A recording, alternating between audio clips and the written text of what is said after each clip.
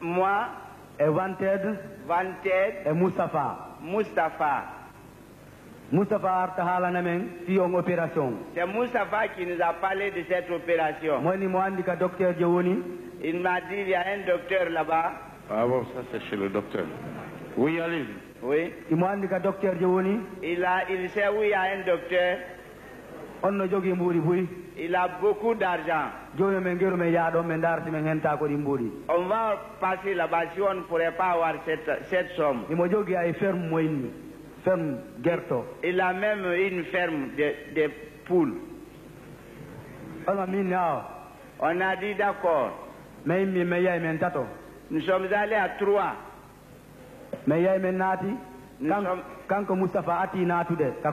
Nous sommes allés.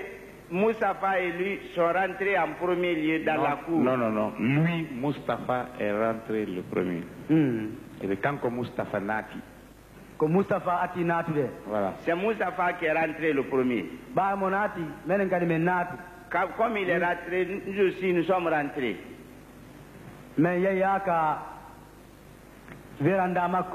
Nous sommes allés jusqu'à la véranda. On a trouvé quelqu'un là-bas. Moustapha a dit Yarama, où est le patron?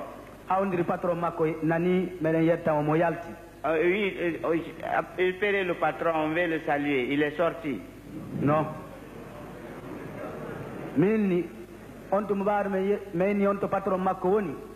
On a dit où est ton patron? Son patron a entendu, il est sorti lui-même. Puisqu'il est sorti, on s'est salué.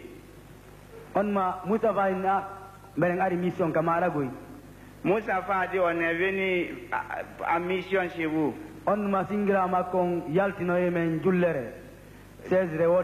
Sa femme nous a amené la chaise.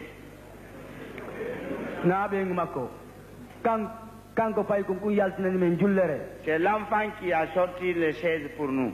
Quand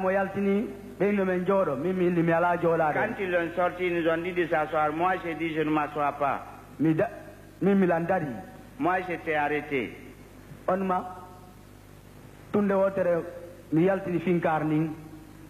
Juste, j'ai sorti le fusil. On lui a mis haut les mains. Hein? Il s'est tranquillisé. Moustapha et Wanted sont rentrés à la maison. Ils ont attaché. Ils ont attaché le jeune frère. Silence, s'il vous plaît. Silence, s'il vous plaît. Ils ont attaché le docteur et sa jeune sœur. Sa jeune frère. Singamako, Gorko. Sa jeune sœur. S'il vous plaît. Mais faites silence, s'il vous plaît. Silence. Le poulard est une langue très riche, mais qui parmi vous peut nous dire ici le féminin de Singaou ou masculin? Bon, alors, vraiment, aidez-le ou bien vous vous taisez. Aidez-le en vous taisant. Oui. Comme ils avaient fini de les attacher.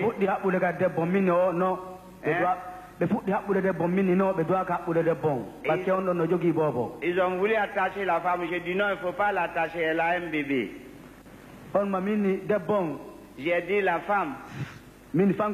J'ai dit tais-toi. Il dit d'accord, je me tais, je ne dirai rien. On les a rentrés dans une chambre. Moi j'étais arrêté là où j'étais debout.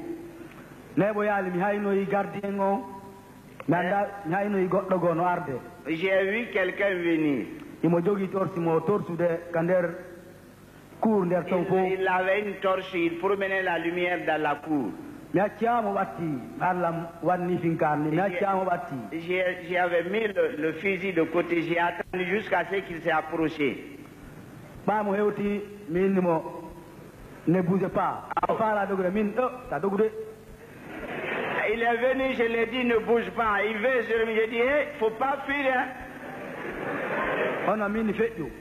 Je lui ai dit, passe, passe. Puisqu'il a passé, il est rentré dans la maison. Kassalon. On l'a attaché aussi. Bon, Moustapha a dit où est la clé de la voiture? Il dit la voiture. Voilà la clé. Il a donné la clé à Moustapha.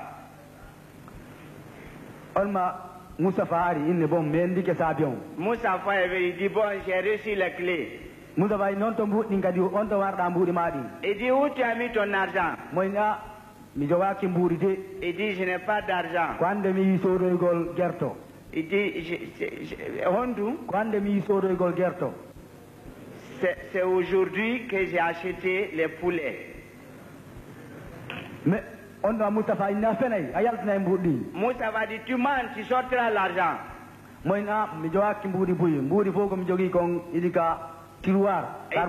Il dit je n'ai pas beaucoup d'argent. Le peu que j'ai c'est au tiroir à l'armoire.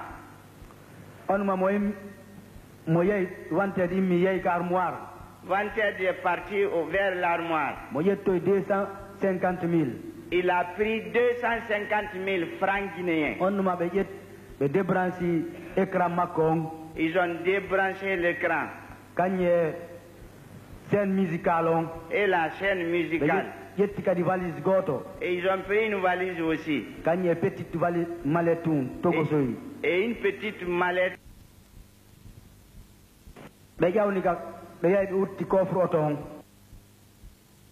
De la voiture. Ils ont chargé toutes les choses.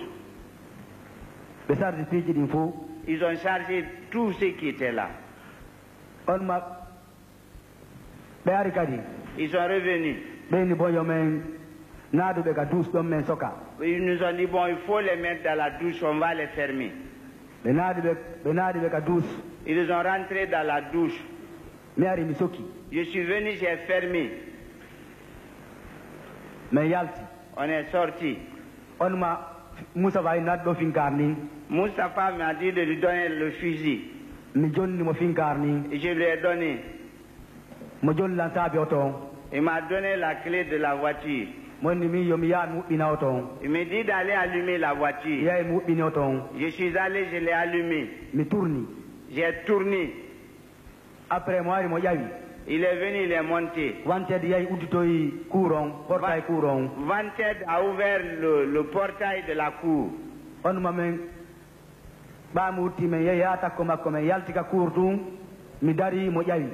Dès qu'on est sorti de la cour, j'ai arrêté, il est monté. Nous avons continué, on est parti. Nous sommes allés jusqu'à Koloma. Arrivé à Koloma, il m'a dit d'arrêter quelque part à droite. Moi aussi, je suis allé à droite.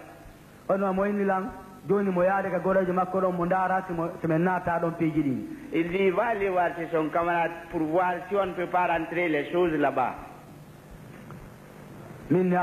J'ai dit d'accord. Il est parti chez son camarade. Il est resté là-bas un peu. Il est revenu. Il a dit qu'on n'a qu'à partir. J'ai allumé la voiture, on est parti. Puisque nous sommes partis,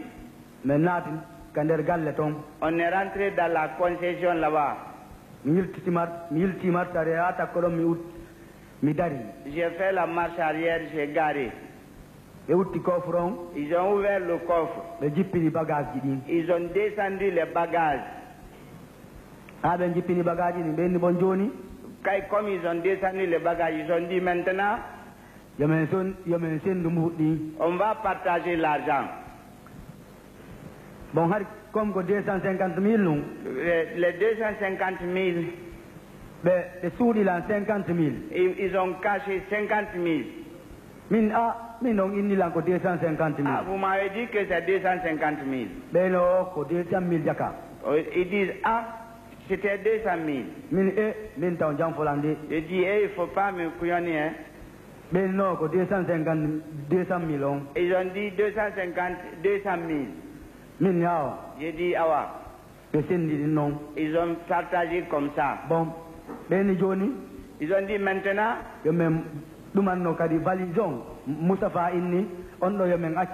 on va machiner la valise. Moustapha a dit, on va lui laisser la valise. Ils ont dit aussi les choses, les objets. Comme il ne faut pas qu'on se presse de les vendre. L'enquête suit. Chacun n'a qu'à chercher un acquéreur. Celui qui connaît un acquéreur n'a qu'à le chercher. J'ai dit, bon d'accord, je prends la voiture. Allez la jeter. J'ai dit d'accord. J'ai pris en ce moment la voiture. Je suis allé jusqu'à Colombie. J'ai mis à droite là-bas.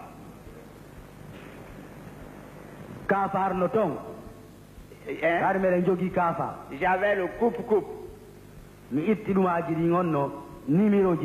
J'ai enlevé les numéros. J'ai jeté. Je l'ai garé là-bas. Moi, je suis allé à la maison. J'ai resté là jusqu'au matin. J'ai trouvé, il est là comme j'avais mis. Moi aussi, je suis allé à Dissingar. Je suis resté jusqu'à 17h. Je suis allé à Kaz. J'ai dit, un nommé aussi Maninka.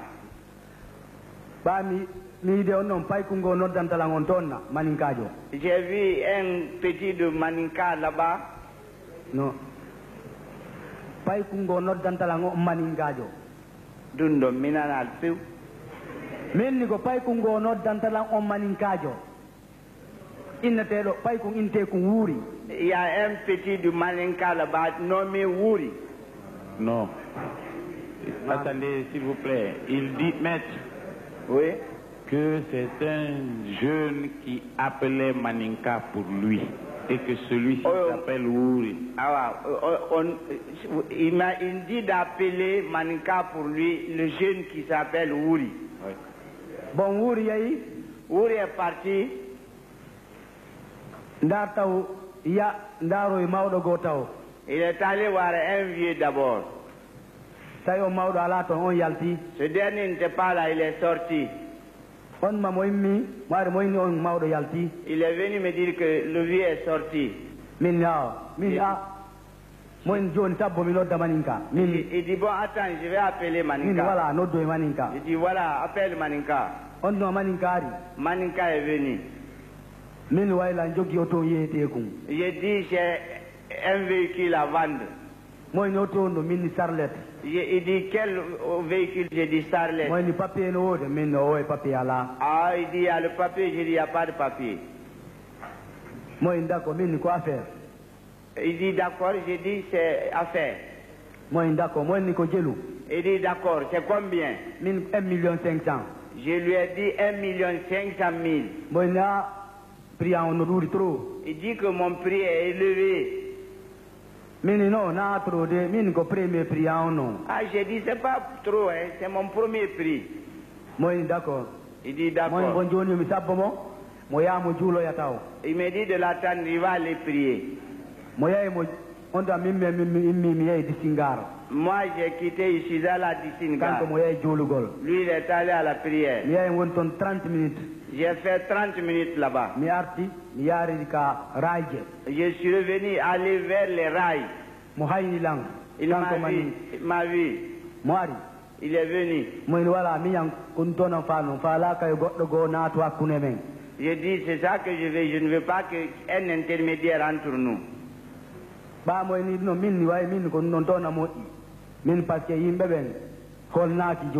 J'ai dit oui, ça c'est vrai parce qu'on ne peut pas faire confiance à quelqu'un aujourd'hui.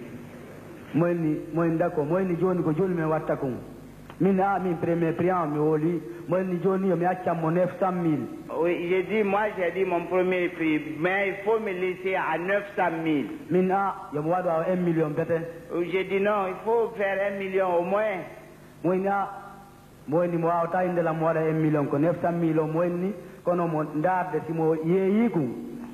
Il dit, il ne peut pas me dire 1 million, c'est 900 000, mais il va voir, quand il va la vendre,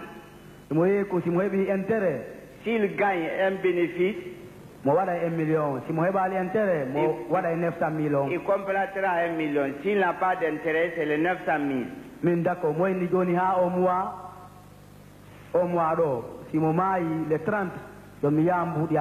Il dit d'attendre, après la fin du mois du 30, d'aller chercher mon argent.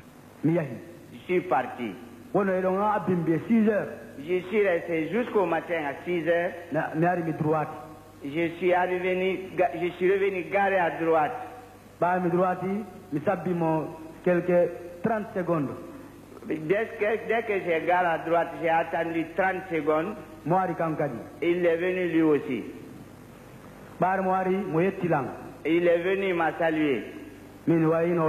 J'ai dit, voilà le véhicule. Hein? Il m'a dit d'allumer, j'ai allumé.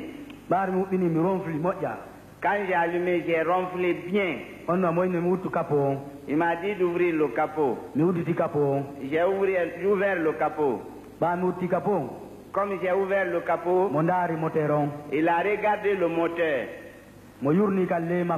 Il a regardé en bas aussi. Il dit, la coque n'est pas bonne comme ça. Hein? J'ai dit, le véhicule c'est le moteur. Hein? Il dit, en ce moment, il a dit d'accord. On a fermé le capot. Il me dit maintenant,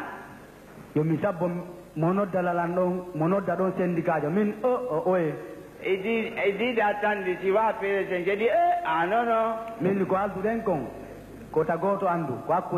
Ça, c'est entre nous, personne ne doit savoir. Il dit d'accord. J'ai retiré les clés, je lui ai remis.